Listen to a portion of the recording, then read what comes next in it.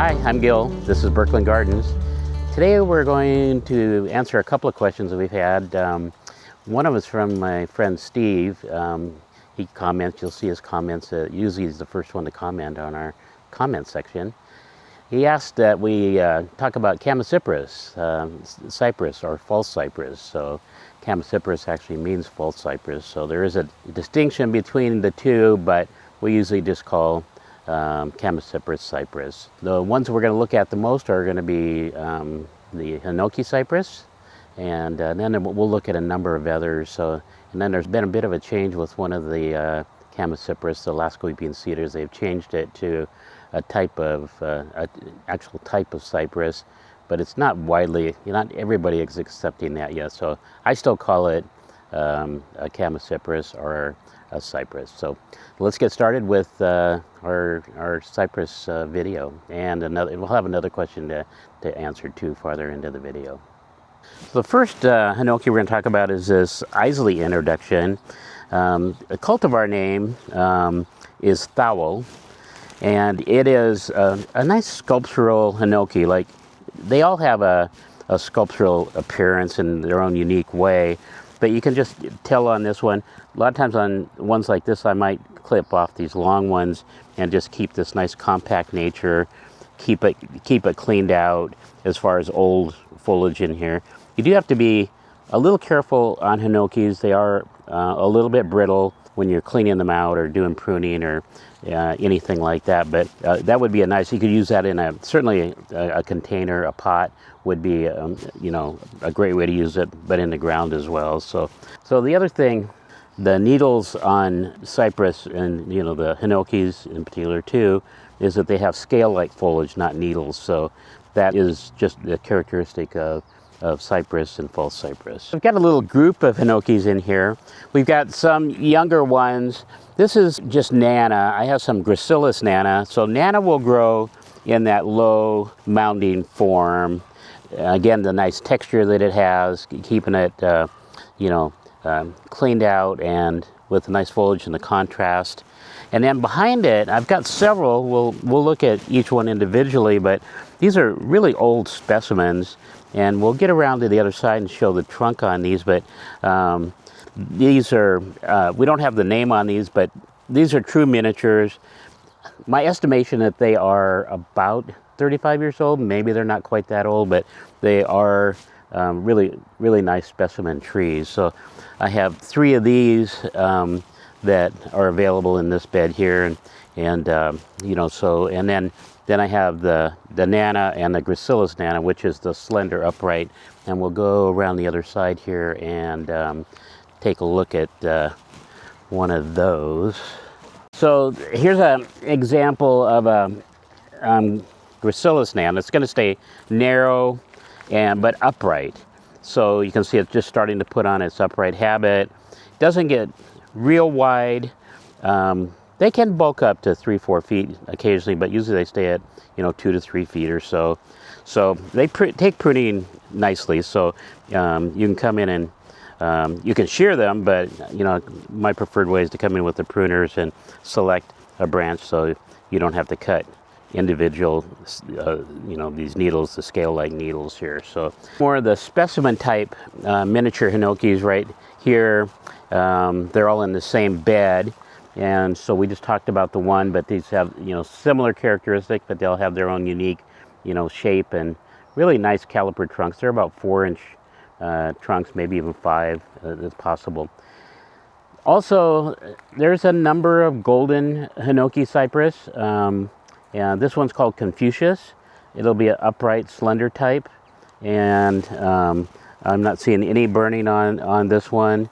So it's really nice, and there's any numbers of gold hinokis out there that you can choose from. Ones that are a little more low, a little more miniature, and then the slender type, like this one right here. So here's a little hinoki that I styled. I don't have the name on it. It looks like a slender hinoki type, and it did some selective pruning on it. Had a bit of a bare spot here. It goes to maybe a little bit of the style tree.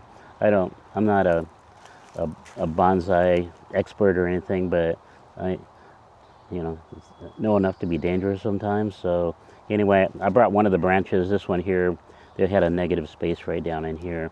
So it just has some interest, and it satisfies my bonsai enthusiasm, I guess. So this hinoki cypress has been in the ground for probably 25 years.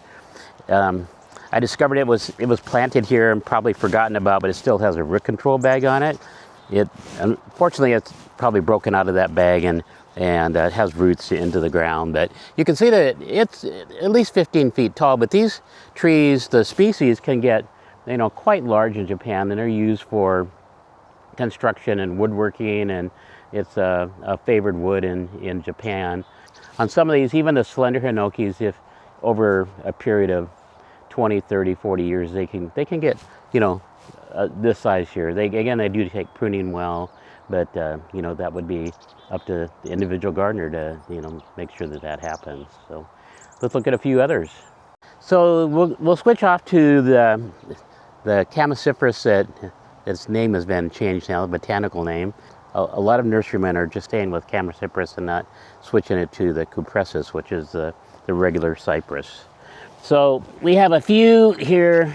This has been, and we're going to get a photo of some really large ones here, but this is Glaucopendula, and it's been, the last 15, 20 years has been the most popular one in the landscape trade. They will get 20, 30, 40 feet, even more. And I really like the slender types like Green Arrow, and they're still available, but Glaucopendula seems to be more popular these days. So Green Arrow is my go-to one, and I have 4 or 5 of them in my own yard that are 50, 60 feet tall, nice and slender with the arms coming out. There are some variegated types as well. This one's called Sparkling Arrow. It's kind of a light yellow color, and it'll be like Glaucopendula, slender but full, and it'll get not conical, but you expect it to be 7 to 10 feet wide, as it grows, and to be smaller than species size, but it's similar to the Glaucopendula in the way that it grows, but just really nice color on it. So we just wanted to show a large specimen of the last weeping cedar, the Glaucopendula, and that's Chamaecyparis nootkitensis. And its range is all the way from California up into Alaska. And obviously, because of the name we call it, its common name, Alaska weeping cedar, more predominant in Alaska, but we have some in Washington. Usually they're somewhat close to the coast, within 100 miles or so. So I think we have a pretty good stand down near Mount Rainier, southwest Washington, so in the Cascades there. So you can see this one in here, estimate 30 years old, probably close to 40 feet tall, and the nice full look. It has a glossier blue tone to it, that whitish blue tone. So we did use the foliage off these trees a few years ago at my granddaughter's wedding, and so that was in the table arrangements, and the foliage looked really nice. So just another way we use things around here. We have a lot of foliage available, and this one worked well for what we had to use it for at the time. So behind me is another type of cypress, Lawson cypress, Lawsoniana. There's a lot of cultivars of it, and there are some almost miniatures or small dwarf versions. This one would be certainly in the intermediate, even though it's quite old one, about 40 feet tall. But the foliage just outstanding, just a silvery blue tone to it, nice and full, a little bit of pendulous form, not extreme or anything, but just a little bit of a weeping to the branches. So it's just a beautiful tree. So one fact about these, and they are all mostly grafted these days, and a disease-resistant understock. And the reason for that is that they developed a type of fungal disease, attacked the roots, and we lost a lot of them. But a number of years ago, 20, 25 years ago, they developed disease-resistant understock by trial and error of raising lots of seedlings and evaluating them. So they are available these days, but just wanted to throw that out there, a fact about the Lawson cypress. And they do grow in Oregon and California, coastal areas again, and the inland ways. So I've got another tree in my hands here. It's a threadneedle cypress. Common name, sometimes, most people don't call it saguaro cypress, but it's another common name of it, Chamaecyparis piscifera. And so there's the most common one you see in the trade are the weeping mop style, and that's what this one here is. It's an older one. It has some character in the trunk that I thought maybe a bonsai person might be interested in, even though the foliage again has that really thread type foliage that doesn't lend itself well to the bonsai type of stylings. Anyway, but interesting trunk, and there another one that's widely used, particularly that one called mops, but there's many others out there too that types of that saguaro cypress. So another question that we had was about mulches, and I think I misunderstood the question when I first read it, thinking it was about using mulch in the beds, but I'm pretty sure that the question was about top dressing containers, because it mentioned rice hulls. And this particular container, it comes from one of my growers, has rice hulls in it, and so a byproduct of growing rice is the leftover hulls, and they're used in the horticulture industry for top dressing now. So they're light, inert, so they don't, seeds won't really germinate or grow well in them. It's a way of reducing the use of chemicals in your containers, to herbicides, to control the growth of weeds. And then I've used other things too. I'm going to put this one down, and we have this one's starting to break down a little bit, but I've used these cedar shavings. They're used for animal bedding a lot of times. Now this is starting to break down. You're seeing a little bit of discoloration from the green, and they're starting to break down. And I only use this as a top dressing. I don't mix it in with the soil at all, because this comes from a western red cedar. Lots of different cedars, so that's Thuya plicata, and those shavings, they're a great deterrent to weed growth. So that's another one, and I did this well over a year ago. Again, it's starting to break down a little bit. There's a few needles mixed in with that, perfectly fine, and that can be brushed off at the time of planting or mixed in with the soil. There's not enough in there to hurt any plant or retard any growth of the plant. But so another top dressing that reduces the use of herbicides in the nursery, and certainly you could use it in your containers as well. There's just different things. You can use alder sawdust. There's just your bark is going to be somewhat inert, but it does grow weeds more readily, because that's what we grow our plants in. So it's a favorable organic product for just growing in. So a product that I have used for top dressing is this alder sawdust. This is about a little over a year old now.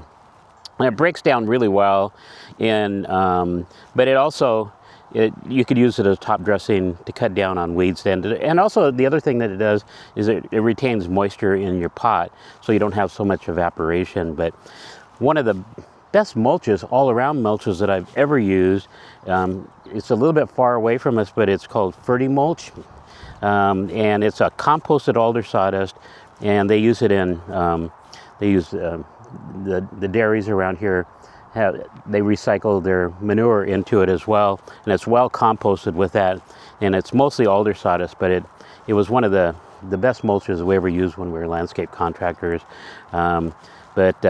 These I just use bark because it's more handy. A bale of cedar shavings here, and as I mentioned, that can be used as a top dressing on the containers, and it's just used for animal bedding for the most part, so I can get it at the farm supplies. But it's very, very light, and again, it'll retain moisture, so that's another benefit of it. And seeds that do get on there on the top here tend not to germinate.